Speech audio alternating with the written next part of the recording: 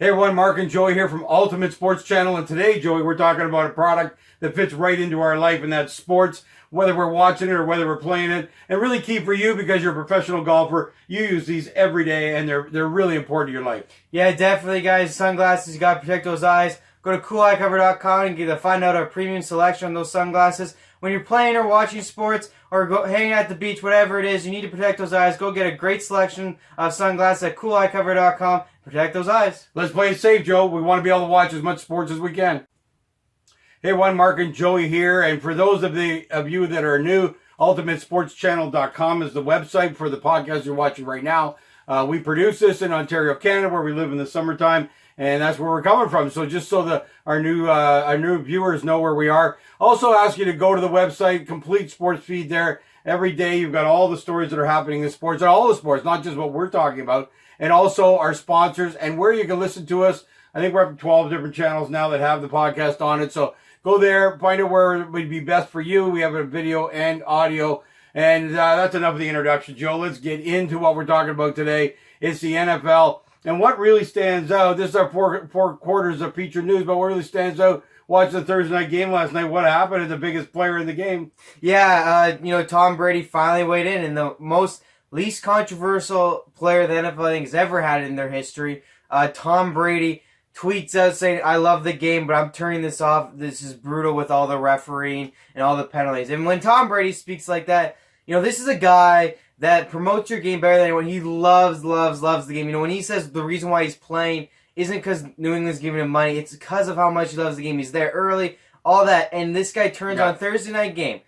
Two random teams, not in his division, teams he may play once this year. And he wants to watch it because he's a football fan, and he even has to turn it off and then tweets about it. Someone who would never do that. So this is a big issue, guys, and the NFL needs to address. So in our 4 quarters of news here, here's what we're going to do. We're going to do a full half of NFL rules, changes we want to see made that we think can help the game of football and bring some fans back. And then the last 2 quarters, one will be Eli Manning, and cap it off.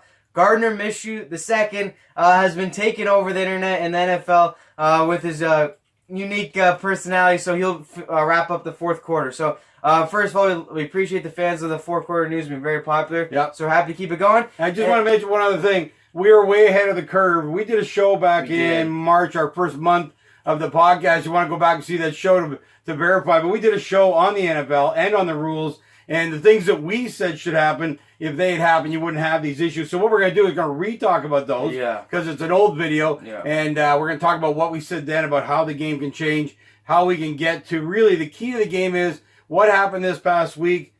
2 of the best quarterbacks in the whole league are out. Several quarterbacks are out for the season or a great portion of it. And there's things that need to be done within this. And we're exactly opposite of what the NFL is doing. So let's talk about holding. Yeah, well, first of all, you're right. We're here to get scoring up and QB's healthy, and that's really what they're trying to do, so I don't understand why they wouldn't implement these. But yeah, let's start with holding. So, first of all, most of holding is very, simplistic. It's kind of like they're just grabbing. Once the guy starts running, they don't let go. It's not going to injure the guy, really. I really am okay with it. Personally, I feel like the offensive line, as long as not hurting each other, going for the heads or necks, should be almost able to tackle each other. I mean, who cares? And really allow the quarterback to be safer and obviously throw a lot more. The holding is absolutely ridiculous in kickoffs, on the offensive line. It's just because they're trying to protect the quarterback, guys. This is a 380-pound lineman on the defensive side coming to get your quarterback who are a lot skinnier, maybe 200, who aren't built for big hits, and they're going to take a hit. That's why the offensive line do this. But the quarterbacks allow this for a couple reasons. One is they're going for the big play, going for more offense, which is what I thought the NFL want.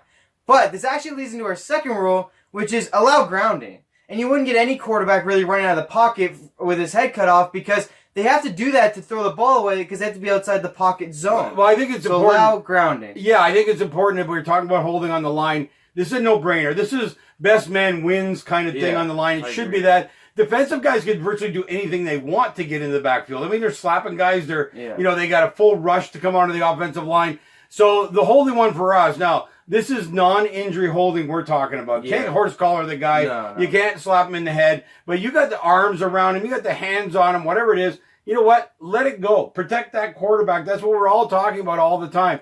And the moving in, I just want to mention that because of the, we're not talking about them being all this injure each other and making this happen, but it's much more of a best man wins scenario. And then if you hug a defensive lineman or something, like for example, job. like that should be okay. Like right now, you can't even you have to push him.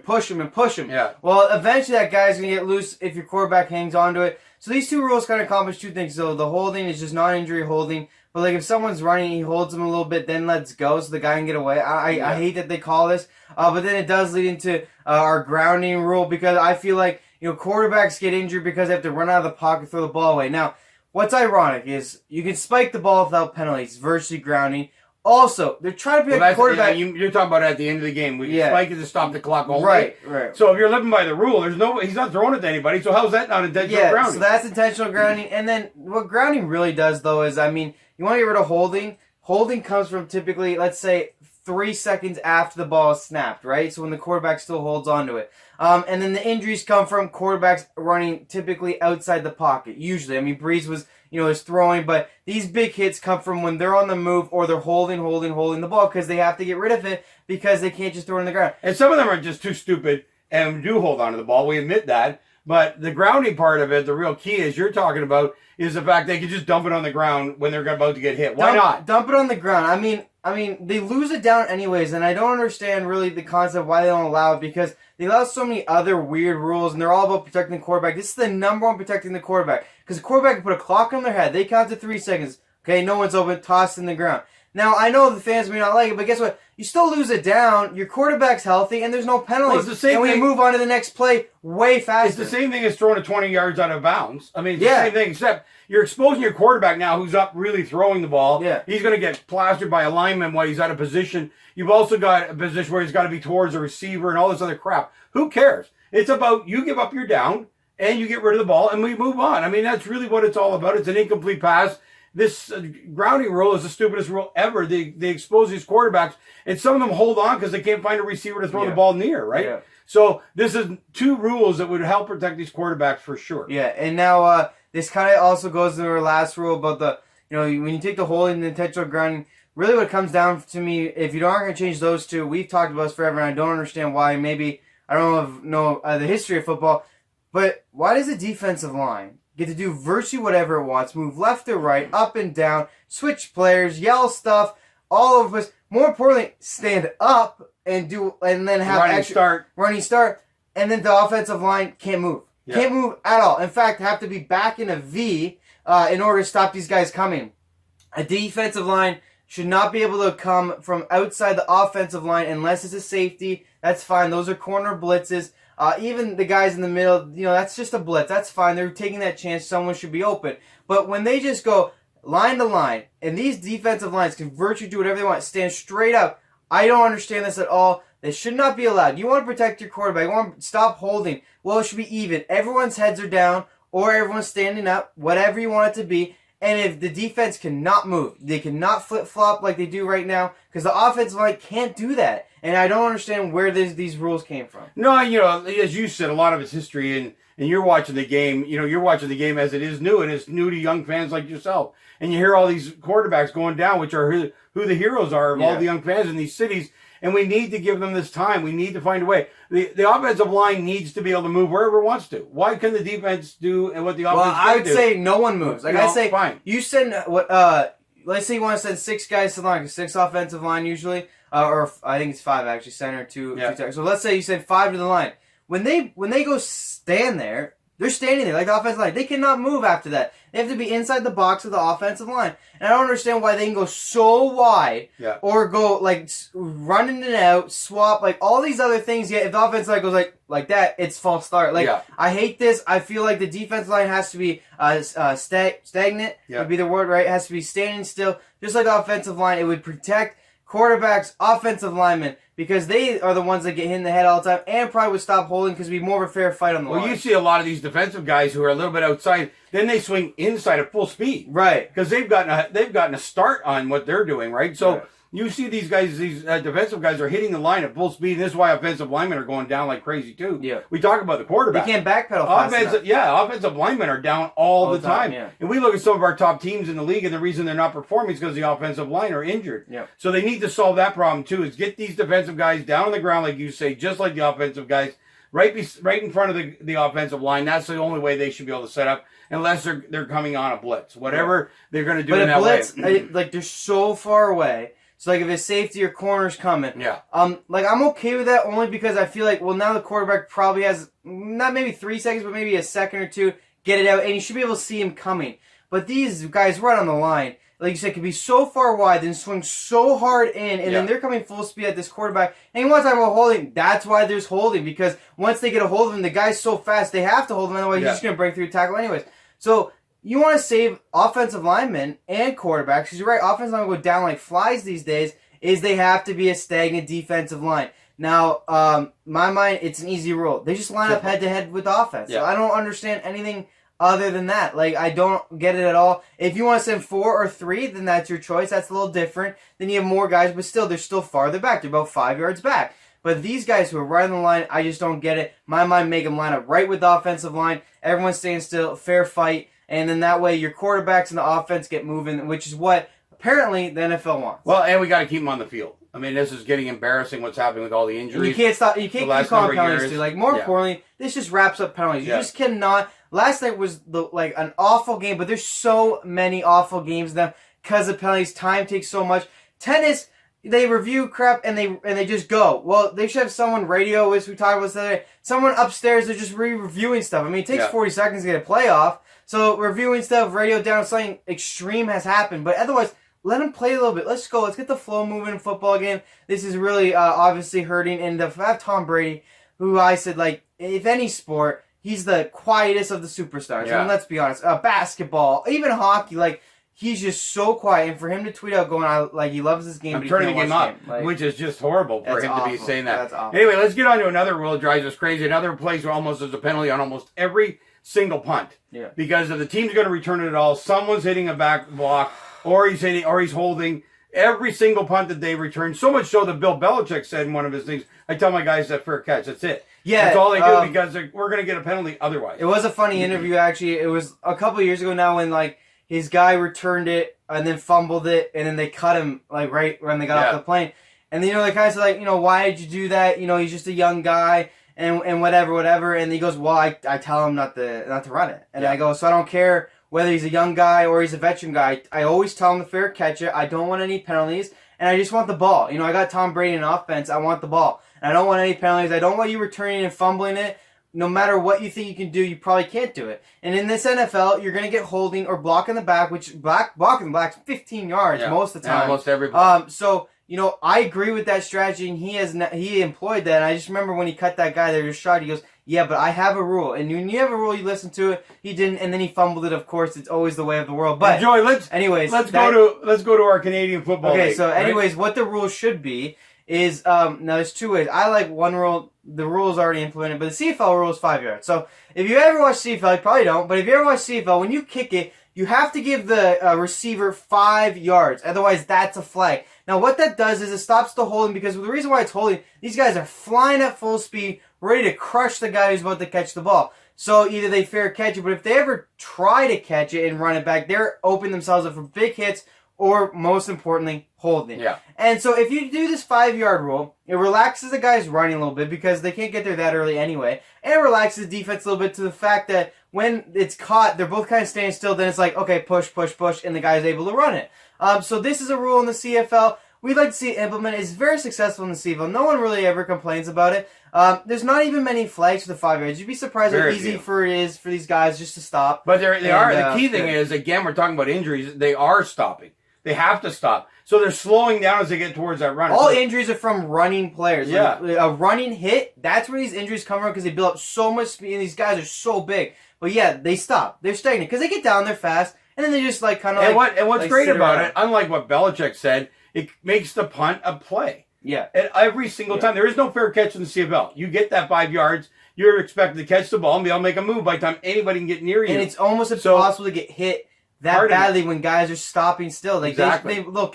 They catch him most of the time. You get the odd kick return, but you get some good ones, some 20, 30 yards, the odd one for a touchdown. More importantly, when they do catch him, it's just not these big blows that these guys in the NFL have to take. And there's no penalties either, because everyone gets to set up almost like a reset up. Yeah. Because they're stopping 5 yards short. So If the NFL ever wants to change the rule in the punting, take a look at that. It's been very successful. Like I said, I don't hear many complaints, and there's not many flags thrown. Like these guys aren't that dumb. They stay back, and then it creates it's a big penalty. Play. Yeah. So they can't give it up. The coach will lose their mind. Just punting the ball 50 yards, you're going to give up a 10-yard penalty. So coaches, it's just you cannot do it in the CFL. It's a great play that gives guys jobs. We think of guys like Devin Hester, got a job from returning. So we want it still in the NFL. So this is a great way to give him that opportunity, keep his job, and allow that play to be a little bit more exciting. Yeah, without a doubt. And the last one for us is kickoffs. This is a ridiculous use of time in the NFL. Every kicker can kick it through the end zone. It's so stupid. So let's just start giving the ball to them on the 25. No questions asked. Don't even kick the ball off. I mean, this is the most boring play there is in the NFL completely. Well, it's just like kicking the end zone, giving them 25 anyway. So why bother? I have a couple of things about this. One, I agree with you there. Two, teams then try to cheat and kick it short anyways and force them to return it. So I'm kind of like, hey, this is dumb because now they kick it short. Well, the reason why they kick it out is they moved them closer a couple of years ago, right? So now when teams kick it short, they believe they can actually stop before the 25. So now, teams cheat the system anyways, and I always hate it's always so stupid. It's always 25 anyway. You kick it short, the guy's almost always getting back there anyhow. So I mean, I've seen the Patriots quite often stop at the 15 or 20, but I agree with you there. It's so close. It's not worth it. Give them the ball. Now, in the CFL again, and we're from Canada, that's why we're thinking a couple of these rules are working. No, we're not telling the NFL to go to 3 downs. No, we're not telling the NFL to go to a bigger ball, go to a bigger field. These are simple things in plays in football that have become so boring. So in the CFL, they do this too. When it's a touchdown, they kick off. When it's a field goal, you can just take the ball. And I like that rule too. It makes the game go faster. Take the ball. Keep going. Well, I mean, again, you got to think of this. The NFL has become partly like a business, right? So it's about jobs too. There's a lot of jobs that rely on kickoffs and punts. So in my mind, you got to keep it in play too. And the biggest thing for that is touchdowns. So if the other team score a touchdown, you can return it. And if they don't, you can just take it. It's what the CFL does. It works very well. We have very few injuries on kickoff returns. But I understand you don't want to get rid of it completely because, like I said, that's a big roster. Well, if you don't want to get rid of this stuff, Joe, then move the kicker back 10 yards so every kick's in play. That's a simple process. If you don't want to get rid of it, I'm saying they're worried about injuries on the return of the football because the defensive guys are just barreling down there to nail these guys. So if you're really worried about it, just give them the ball at 25. Who gives a shit? Right now, they're just kicking it through the end zone anyway, and it's the most boring play there is in the NFL. NFL needs to get away from being a boring game now because they've taken away what used to be, and I agree with the takeaways, but what used to be a violent sport. And that's why, let's be fair, that's why guys watched it. They're trying to take that away, and they've taken away a lot of plays. So why not make it perfect? And let's get on with the game. Let's not do something so stupid. And I agree with you there. And they're kind of taking to the extreme. It used to be, I'm kind of just big on don't hit the guy in the head. I mean, a lot of other body parts, and this might sound disgusting, can be repaired. The head can't. So if you're not hitting guys in the head, I don't understand some of these rules. Jamal Adams, who plays for the Jets, just got fined for a hit that's absolutely ridiculous. And he goes, okay, next time I'm just going to tag him and say he's it. And then the ref better blow the whistle because I can't tackle anybody. And I agree with this here. I mean, you can't tackle low. You can't tackle high. You can't put your body weight. You can't get there too early. There's so many rules, and it's just driving me nuts. So I agree with you there. Either eliminate the kickoffs and let's get to the play. But even the play, just all around football now, here's my thing. Protect the head. Other body parts can heal, and it's got to be a little bit of violence. They've gone to the extreme part. I'm waiting for when the league goes to the middle, because that's what usually happens, right? You're one way, you go extreme, and you usually come to the middle. It's taking a little too long, guys, to get to the middle. But let's wrap up this half with saying, let's get some good football. There's hopefully some good games here this weekend with some good teams. I tell you what, just draft great offensive lines, and we'll be great that way. They're not always hurt. Yeah. So, anyways, though, we got some great games this weekend. Let's move on to the second half here. Fed up with the rules. I get to do my biggest news. Eli Manning stay quiet. Yeah, stay quiet. I've gone on my rants about Eli Manning, and I have nothing against anybody in the Manning family. Should all be in play-by-play or commercials, and that's where Eli should have been for the last 4 years. Now, I'm just I'm not the happiest guy because Eli's, he's getting paid millions of dollars standing on the sidelines. I think he sounded pretty happy, actually. So, but the point is, this should have been done a long time ago. The Giants have been very bad. There's disputes on TV. I was watching all the guys yesterday. They say the team's terrible. It is. Even this young guy is going to be terrible. It is. So that's why Eli was at least a standing pole that really couldn't do much with that team. So they're all saying that. I don't know. I looked at Pittsburgh the other day. I watched Rothenberg go out and everybody freaking out. The young guy comes in and lights a spark. We're watching Jacksonville last night. The young guy comes in and lights a spark.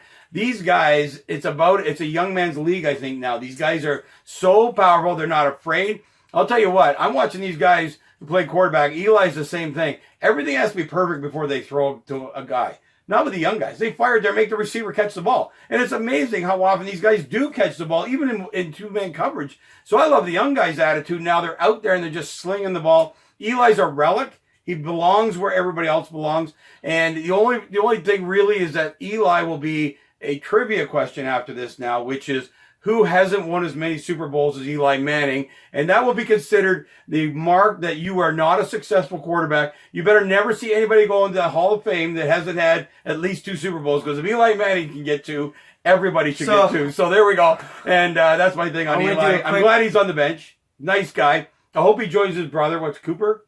Cooper Manning. Yeah, so after this year, he can become Peyton's doing TV too. Peyton's doing TV. That's what they're great at. And of course, Peyton was a great quarterback. That's my next question. We'll have a couple things real quick. I'm going to do my quick little segment on Eli Manning. You know, he's 6th in all-time passing. You know, he has 2 Super Bowls. He has 2 Super Bowl MVPs.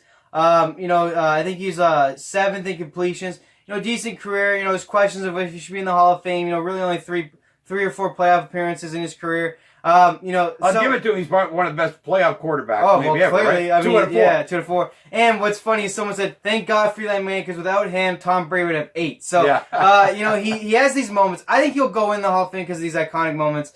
But more importantly, I just think, the team's bad. But I agree with you. Mahomes has created a new era of quarterbacks where it's allow mistakes, trust receivers, and that's really in the world we're in now. Is that these receivers are so fast, so good, receivers and tight ends. And it favors the receiver, with all the defensive pass interference. Now, Mahomes and these other teams are showing you put young quarterbacks in there. They'll throw the ball. They're not worried. And as long as the coach and the team put that faith in these young players, they'll risk it. And they'll accept a 4-interception type game. But they're going to accept now all these big touchdowns. That's what these young guys are doing. And this is what Daniel Jones will do. Yeah. And he'll move a little bit. He'll do a run. Like, you got to remember, a quarterback runs, get the crowd into it. So these young guys are just more fun. They bring hope to your team. Well, look at the second touchdown last night. He drops back and throws a moon ball in the end zone, and the receiver beats the defensive guy. No veteran would have thrown that because it wasn't the type of way they played back then because it was more defensive oriented. But the new guys know it's not defensive oriented; it's offensive oriented, and you got to throw that ball. And that's what Wilson's kind of learning too. But anyways, let's move on to something I want to ask you. What's next for him? Do you think he trades, or do you think he comes back in this season for the Giants, or does he go to TV? So here's what I'm going to tell you. Eli's going to get traded. There's no doubt. There's too many big injuries. As we get close to the playoffs, some of these young guys aren't going to work out. Teams are going to be desperate, right on the bubble of making the playoffs.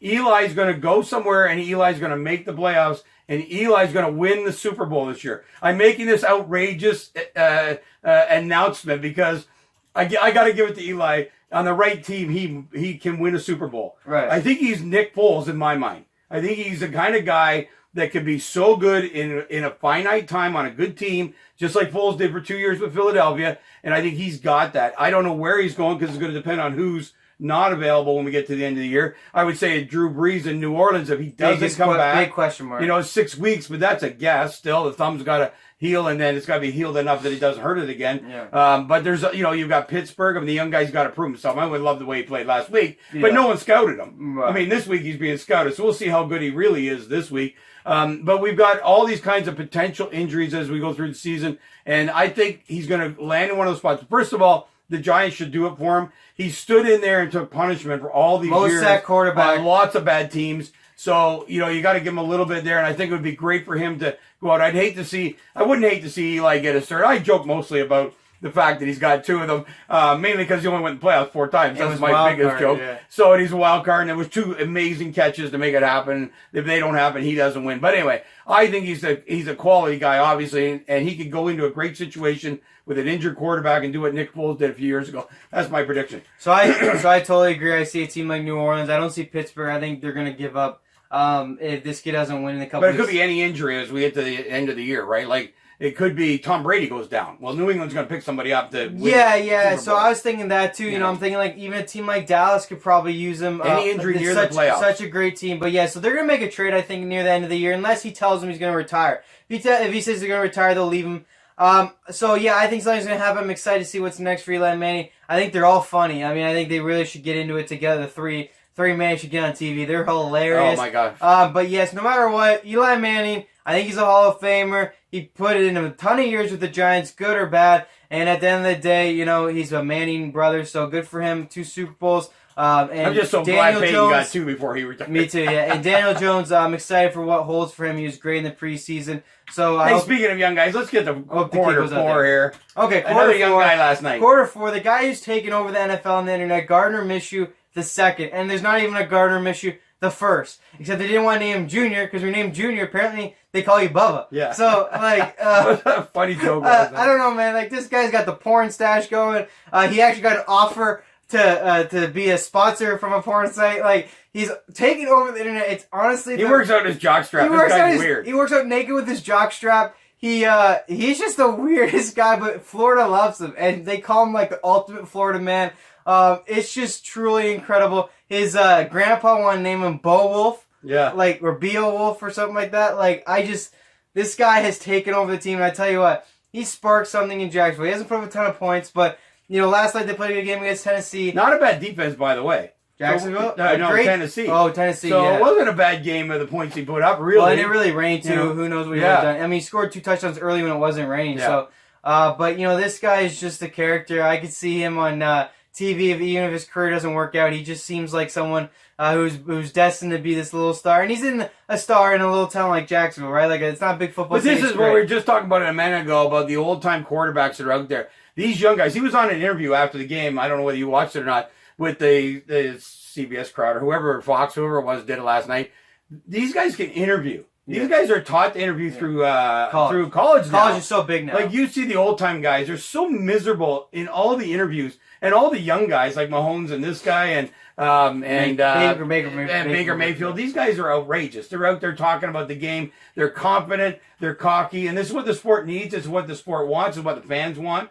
So I'm happy to see all these young guys start to interject. It's a new generation. Well, and I can only watch these miserable older quarterbacks so often in the post game get pissed off about all the questions they're being asked. I love the young guys coming in. He was amazing in the interview last night. I mean, already there's not that many old quarterbacks left really in the NFL. I mean, once you lose Breeze and Roethlisberger, let's be honest, it really is only Tom Brady that's left, and he's a great personality too. But these young guys are taught from a young age from college. College has been bigger than ever to talk, and social media, they get their personality out there. And it's just easier to think. But back in the day, this was kind of hated on, honestly, by owners and by GMs, and now they can't do that because it will cause an uproar online and stuff like that. And the league has adjusted. That's why they added the touchdown celebrations. They are allowing players to kind of be more themselves. They're doing more interviews. They're being more fun in press conferences. Press conferences aren't just questions about football. They joke all the time. And, at practice, you'll see teams celebrate. So I really give the league credit as much as I give the players. But it's more the league than anything. And the league still has some issues to deal with.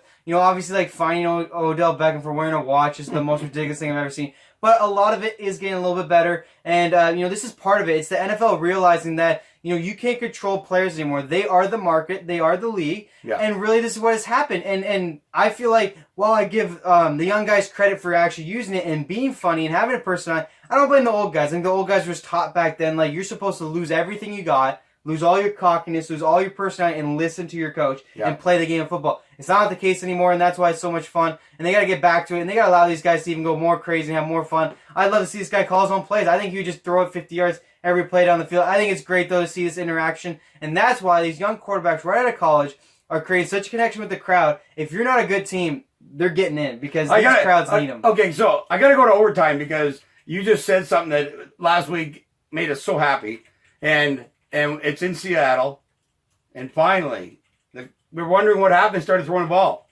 Oh, yeah. Why did they start throwing the ball? They let Russell Wilson call the damn plays instead of a defensive head coach. Well, I heard an interview where, it's more the offense coordinator and Wilson, so I think they're going to set up kind of like New England has, and they've really copied a lot from New England. First of all, taking players from other teams that have cut top draft picks way too early. I mean, our defense is built on a lot of bad cuts from other teams that drafted high players, and we've taken them, put them together, made a great squad, and our own draft picks have been good. But more importantly, if you ever get deep on New England has a system which is Bill Belichick goes, I'm a defensive head coach.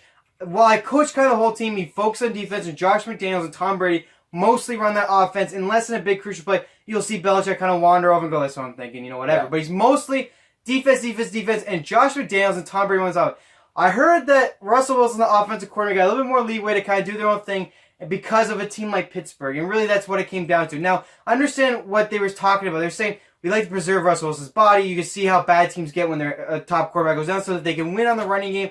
They'll try to do that. But they went into a team like Pittsburgh, realized they had to throw the ball. They did that. I like to see this going forward. I think it will. I think they got DK Metcalf and Lockett and this tight end Will Dissly. They're just so good now. There's no excuses for them. I think they'll have to use them. Otherwise, you'll get upset players. More importantly, the media will be all over you. And I think the running game is going to become less and less existent in the Seattle offense, which I'm really excited about. But I think it's because Pete Carroll's going to allow this offensive coordinator, Russell Wilson, call their own plays a little bit more. And they finally learned from game one when they went 7-3 and outs from the running game.